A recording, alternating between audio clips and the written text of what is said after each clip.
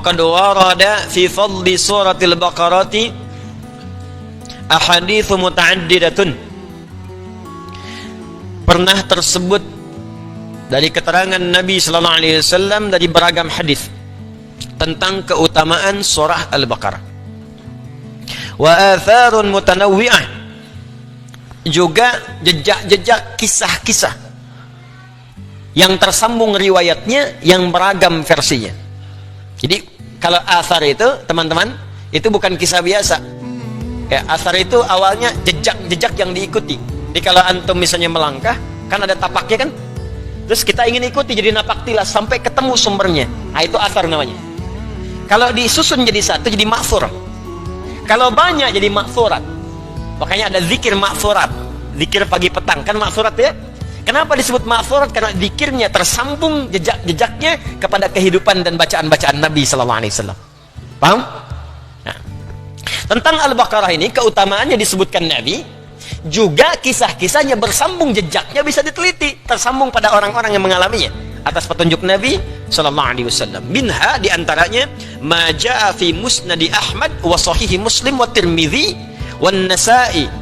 Anda bisa temukan jejak ini di Musnad Imam Ahmad, dalam Sahih Muslim, dalam Jami'nya At-Tirmidzi atau Sunan At-Tirmidzi dan Sunan An-Nasa'i. Ya, an Abi Hurairah, satu hadis riwayat sahabat Abu Hurairah, Abdurrahman bin Sakhr nama aslinya, anna Rasulullah sallallahu alaihi wasallam, dari Abu Hurairah radhiyallahu taala anhu menyampaikan bahwa Rasulullah sallallahu alaihi wasallam qala, beliau bersabda, perhatikan, la taj'alu buyutakum qubura, jangan jadikan rumah-rumahmu seperti kuburan. Bahkan misluhnya itu dibuang. Awas, awas, awas. Ya, awas, ada musyabbih, musyabbah, adatut tashbih, wajhu syibih. Adatut tashbihnya yang alat menyerupakannya di ilmu balaghah itu dibuang. Kalau dibuang itu sangat ketat. Ya, misal.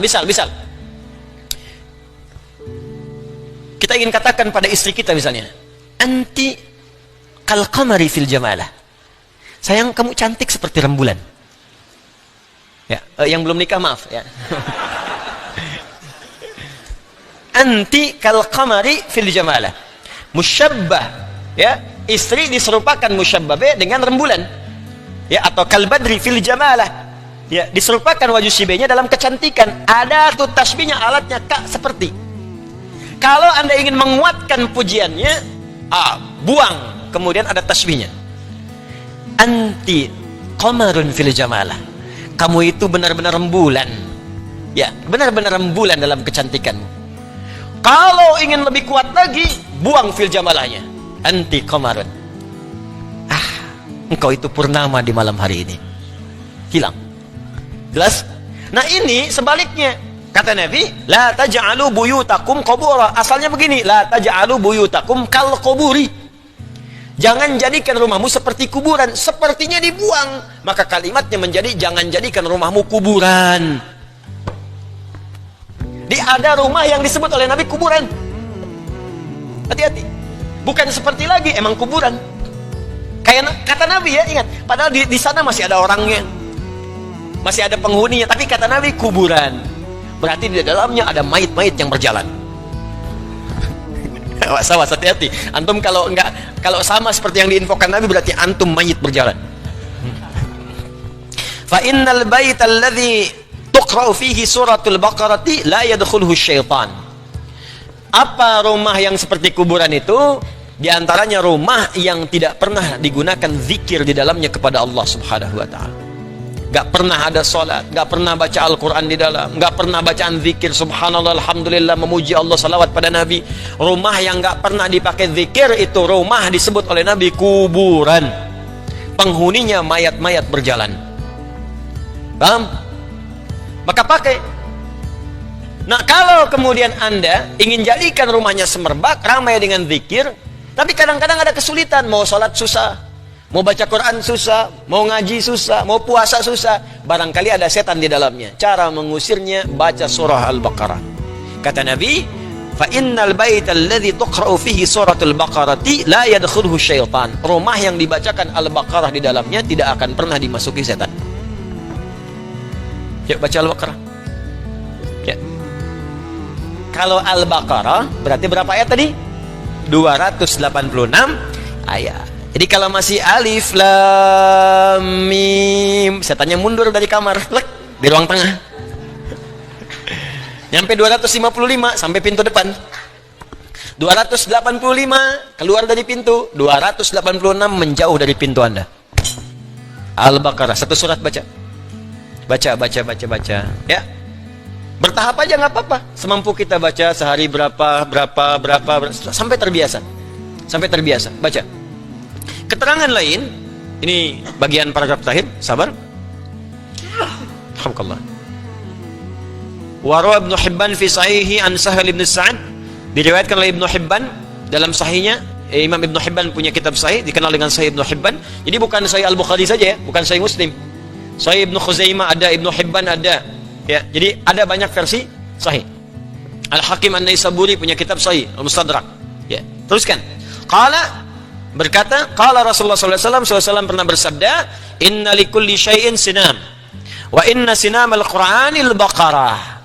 Setiap segala hal itu punya yang istimewa dan unggul. Dan keunggulan Al-Quran salah satunya terdapat pada Al-Baqarah. Jadi disebut oleh Nabi, Al-Baqarah itu sinamul Quran, atau surah yang sangat istimewa dalam Al-Quran. Semua surah istimewa, Al-Baqarah punya keistimewaan tertentu. Apa istimewanya? Kita baca.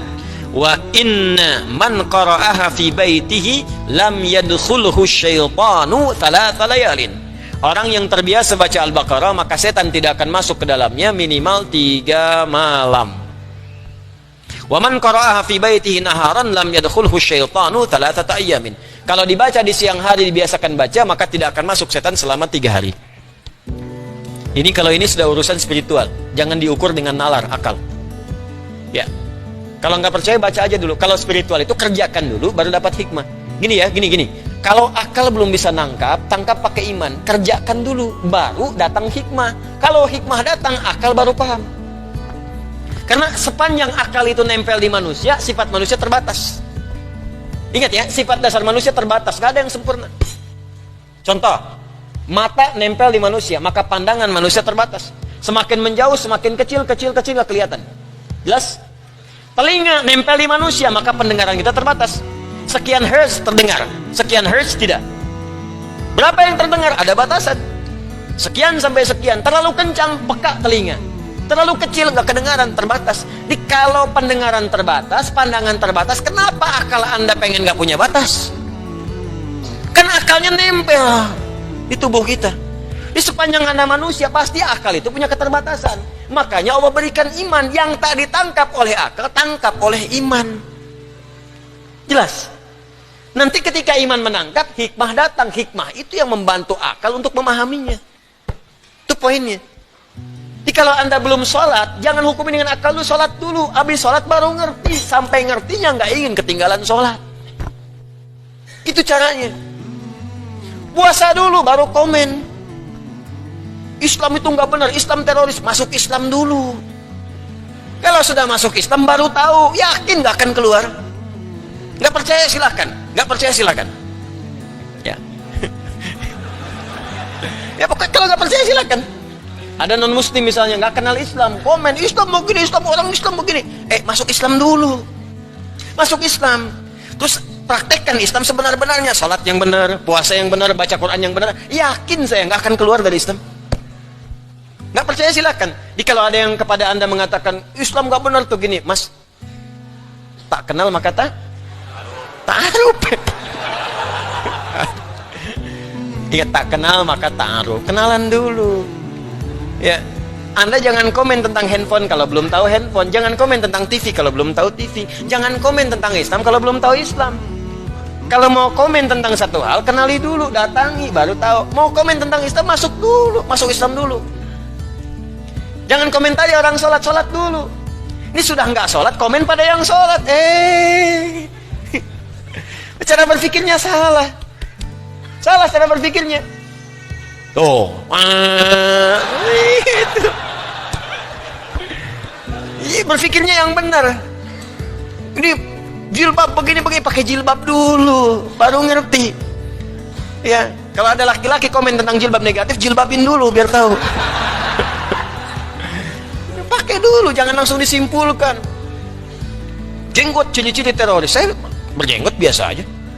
Lionel Messi berjenggot, Sergio Ramos berjenggot, Neymar berjenggot.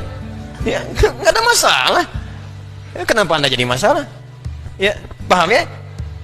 Celana cingkrang ciri teroris, pakai dulu celananya. Baru tahu. Ya. Tuh. Kan? Jelas ya? Nah, jadi sekarang kalau nggak percaya, baca dulu Al-Baqarahnya, baca yang benar. Nanti Anda akan rasakan suasana berbeda. Ya, kalau sambil ingin belajar, coba sekarang bacakan di rumah. Kalau belum mampu, baru pelan-pelan, sekarang pasang tilawah di rumah. Saya berani bicara karena saya praktekkan di rumah. Beda Pak, auranya lain Bu. Nggak percaya silahkan, buka aja. 24 jam silakan. Kan sekarang banyak kan speaker aktif yang macam-macam. Tapi saya ingatkan juga pada para pedagang nih media sosial nih. Jangan saya bilang begini bikin speaker merek Adi Hidayat. Saya ini ustadz bukan pebisnis. Banyak sekarang orang bikin begitu. Ceramah saya diputar speaker aktif. Ada ceramah, gambarnya Adi Hidayat. Saya nggak tahu benar, sama sekali nggak tahu saya. Pokoknya kalau yang gitu-gitu saya nggak ngerti lah. Yang jualan mushaf, saya nggak pernah jual mushaf. Jadi kalau ada yang jual ini mushaf itu nggak pernah saya. Kalau ada, saya nggak berniaga dengan Al-Quran. Bahkan kelas UAH pun saya nggak mau ngambil apapun. Kalau ada saya yang bikin.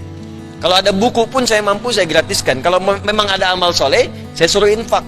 Itu kalau Anda infak di buku, saya nggak cerita lah supaya nanti di hari kiamat bisa dilihat. Kalau sekarang dibuka-buka semua itu nanti sebagian ada yang nggak baik. Tapi Anda ketika ada sesuatu infak di buku atau di apapun, saya pastikan pada Anda insya Allah di situ ada untuk anak yatim, ada fakir miskin, ada orang-orang yang belajar di luar, ada untuk Islamic Center yang semua wakaf karena Allah Subhanahu Wa Taala. Ada macam-macam. Kalau Anda mau lihat nanti sebelum wafat akan diperlihatkan, saat masuk kuburan ditampakkan. Kalau pengen cepat lihat silahkan.